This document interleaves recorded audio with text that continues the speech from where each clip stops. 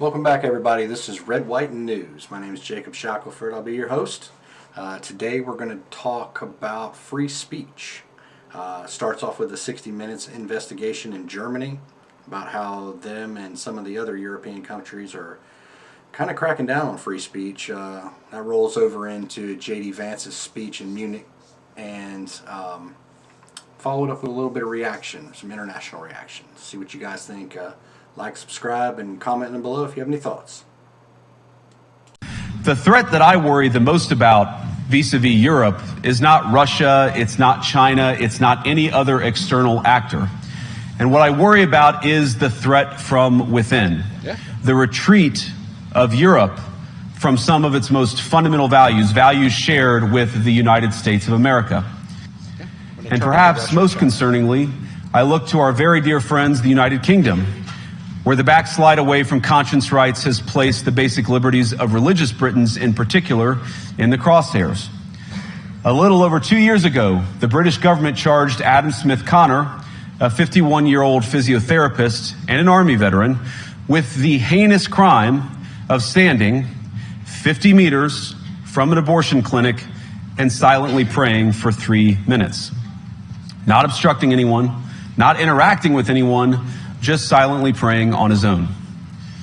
And after British law enforcement spotted him and demanded to know what he was praying for, Adam replied simply, it was on behalf of the unborn son he and his former girlfriend had aborted years before. Now, the officers were not moved. Adam was found guilty of breaking the government's new buffer zones law, which criminalizes silent prayer and other actions that could influence a person's decision within 200 meters of an abortion facility. Now, I just wonder, playing devil's advocate, I wonder if he'd have been holding up a sign that said, "You got this, support women's right to choose." I wonder if he'd have got arrested for that. Or if they'd ask him what was his silent prayer for, if he was saying that he was praying for the women that have to make a horrible decision like that. I wonder if they would have let him go then. Who knows? He was sentenced to pay thousands of pounds in legal costs to the prosecution. Now, I wish I could say that this was a fluke, a one-off crazy example of a badly written law being enacted against a single person. But no, this last October, just a few months ago, the Scottish government began distributing letters to citizens whose houses lay within so-called safe access zones, warning them that even private prayer within their own homes may amount to breaking the law. Naturally, the government urged readers to report any fellow citizens suspected guilty of thought crime. In Britain and across Europe, free speech, I fear, is in retreat. So they set up a snitch line. It's like New York during COVID. They want you to snitch on your neighbors and tell them if they're praying privately inside their own homes.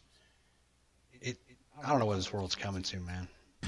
And in the interest of comedy, my friends, but also in the interest of truth, I will admit that sometimes the loudest voices for censorship have come not from within Europe, but from within my own country, where the prior administration threatened and bullied social media companies to censor so-called misinformation.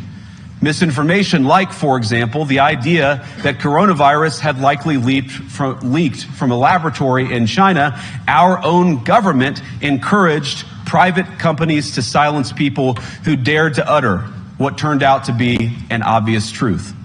In Washington, there is a new sheriff in town, and under Donald Trump's leadership, we may disagree with your views, but we will fight to defend your right to offer it in the public square, agree or disagree. In England, they voted for Brexit, and agree or disagree, they voted for it. And more all over Europe, they're voting for political leaders who promise to put an end to out-of-control migration. Now, I happen to agree with a lot of these concerns, but you don't have to agree with me. I just think that people care. Conservative leader Kemi Badenoch has echoed the US Vice President's concerns as she urges Britons to fight for free speech, which she says challenges dangerous orthodoxies and sparks change. Meanwhile, the UK's Online Safety Act has sparked civil liberty concerns, with nearly 300 charged for spreading fake news or sending threatening communications. To discuss this, I am now joined by Director of Academy of Ideas, Baroness Fox. So what did you make of that speech? It was pretty monumental, right? It was probably the most important political speech of my lifetime. I think it will be studied in history books.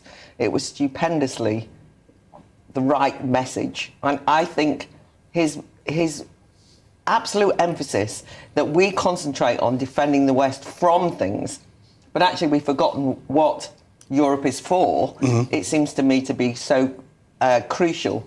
And the things that he emphasised were values of liberty and democracy. And one thing I'm sure that people who are watching GB News will really appreciate was that emphasis on the idea that the demos, the public, are not stupid. In fact, they're smart. And it's the wisdom of ordinary people that politicians are increasingly frightened of. And that's so key when we have any discussion on free speech, because it's always politicians trying to protect us from somebody else's speech. And they don't trust us at all. And that is 100% accurate. And that's the thing that swung everything in the last election here in America, is everybody had been talked down to for years. Groceries aren't expensive. Gas isn't up. The economy's great. You guys just don't understand how good you've got it. We literally had those talking points given to us by Biden administration and his reps. They literally had a conversation that we didn't realize how good it was because they didn't do a good enough job explaining to us. Not that we can't fill it in our paychecks every 2 weeks, but that's the whole premise. Politicians nowadays, they don't work for us. They lead us. We are just do what we're told. The media feeds us a narrative. The politicians run. Why do you think it's like a revolving door of the same script every time you turn on the news? I know you've seen those compilations, 25 different news stations, and they use the same 5 buzzwords. It's because that's how they control the sheeple. That's all there is to it. And that's just how it works. You don't report on the border for 4 years, it's not a problem. It's a conspiracy theory by right-wing extremists, MAGA. That's how these things are controlled. And it's all been about control and attaining power. And I think they neglected... Social media kind of ruined it for everybody. Now everybody has access to news that can't be controlled by either one of the parties.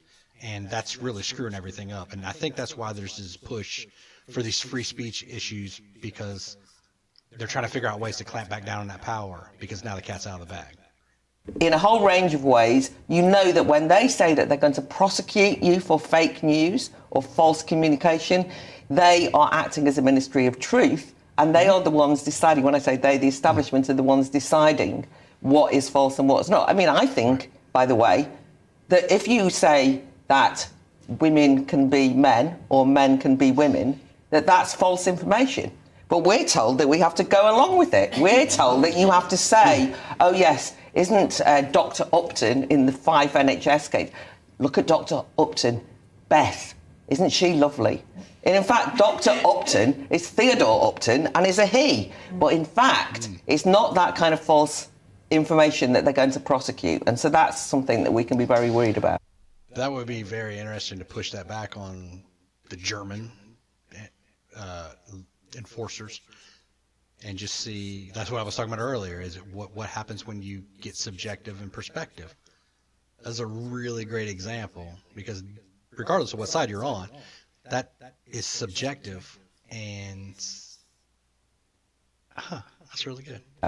Well, he was standing in a country where free speech was weaponized to conduct a genocide, and he met with the head of a political party. Is she saying that Hitler used free speech? Party that has far-right views and some historic ties to extreme groups. The context of that was changing the tone of it. And you know that the censorship was specifically about the right. No, I have to disagree with you. Yeah, good. Free speech was not used to conduct a genocide. The genocide was conducted by an authoritarian Nazi regime that happened to also be genocidal because they hated Jews and they hated minorities and they hated those that they had a list of people they hated, but primarily the Jews. There was no free speech in Nazi Germany. There was none. There was also no opposition in Nazi Germany. They were a sole and only party that governed that country. So that's not an accurate reflection of history.